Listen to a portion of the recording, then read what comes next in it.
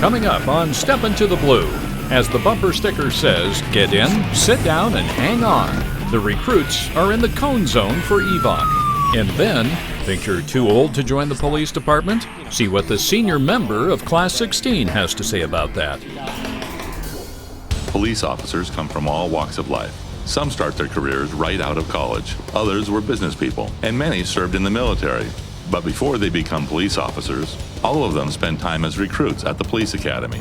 Now, join the recruits of the San Jose Police Academy as they prepare to step into the blue. He got me pretty good. He definitely, he had me, I took a few shots to the head, took a nice hit to the body. Shots to the head, a hit to the body. It might sound like a mixed martial arts tournament, but actually it's impact suit training day at the academy. We get the officers involved in a fight with a highly resistant subject, all right?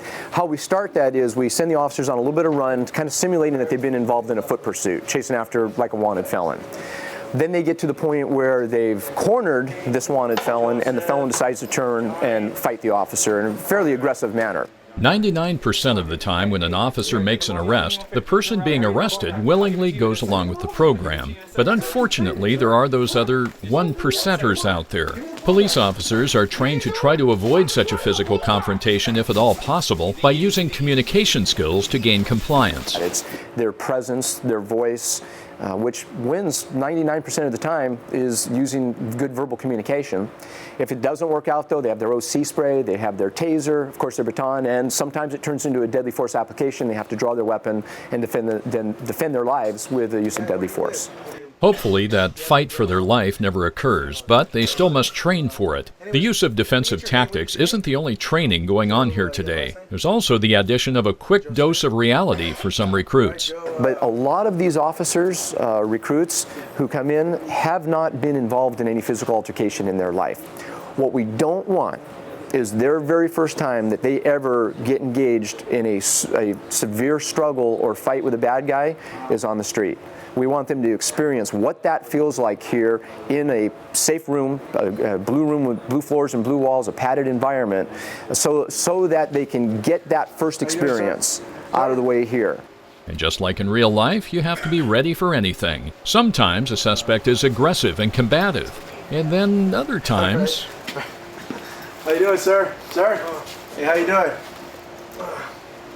We take the role players in the red suit and we have them act out some different scenarios that officers will encounter in the field. Those might be drunks in a public setting. They might be people in a bar who don't want to leave the bar after it's closing time.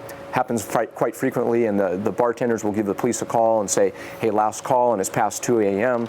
This person doesn't want to leave. Of course, we have to deal with that. Maybe it's a family fight. They get to a disturbance at a residence and they've got to go calm that disturbance down. If you're thinking that it looks like the recruits are also getting a real good physical workout, you're absolutely right. But what about the poor guy inside that hot, bulky impact suit? You see these guys are in pretty good shape. Often we have 3 of them, and it works a lot better when you get a little bit more downtime for the guy in the red suit here. But they're trained to be in the suit, how to be able to challenge the physical skills of the recruit, yet not, put so much pressure on them that it completely overwhelms them, and that they can't succeed. Because the whole exercise here is about success. One way or another, the recruit has to succeed in the exercise. And it's a lot of work for those guys in the red suit. It is a lot of work, but it's also a valuable learning experience for these recruits. Caught me to get my guard up a little bit higher and watch those shots. So definitely was an eye-opening experience.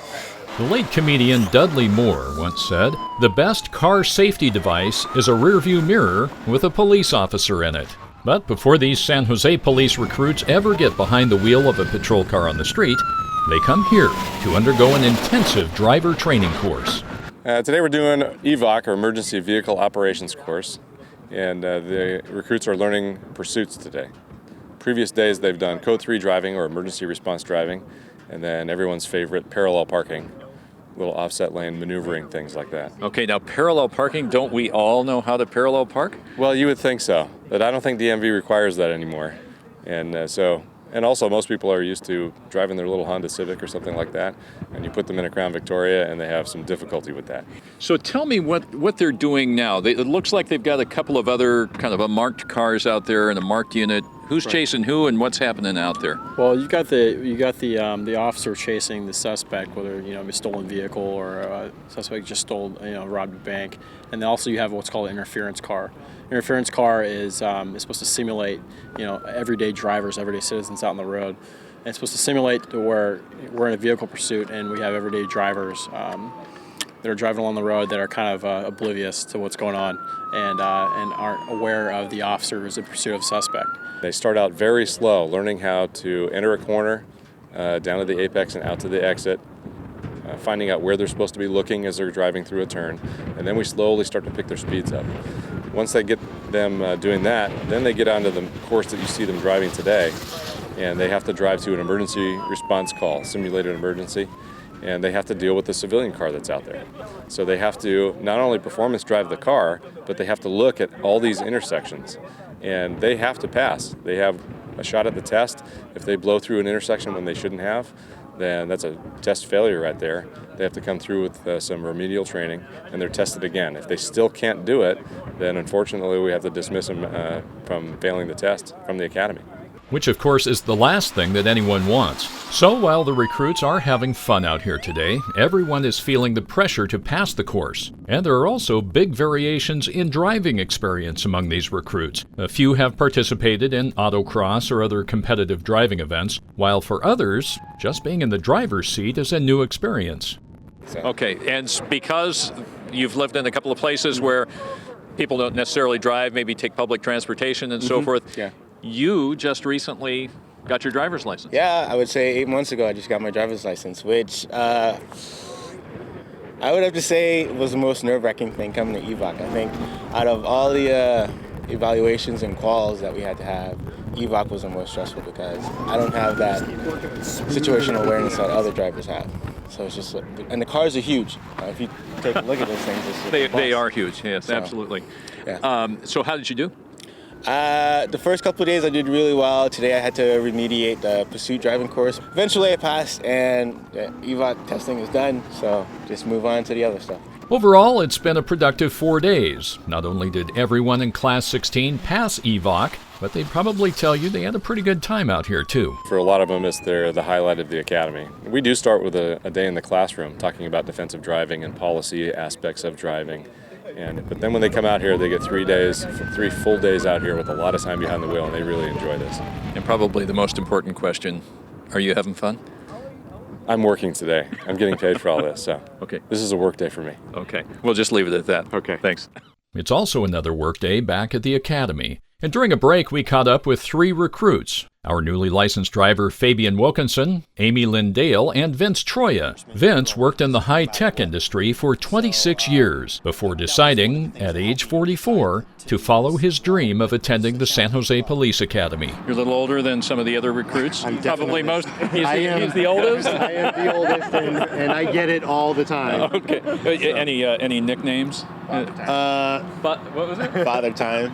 Salty Dog. Yeah, I've heard them all. Salty Dog and Father Time. Amy Lynn, any nicknames? I don't have. I'm not too far from his age, so okay. I'm just let it go. Huh? Yeah. But it's okay. I mean, at least I have the life experiences and things that I don't have to worry about that other recruits that have never been married. I mean, I've been married for 18 years. I've got 3 kids. I mean, those kind of things. For somebody that's just starting off they're pretty tough, and to have this type of job, it's pretty tough.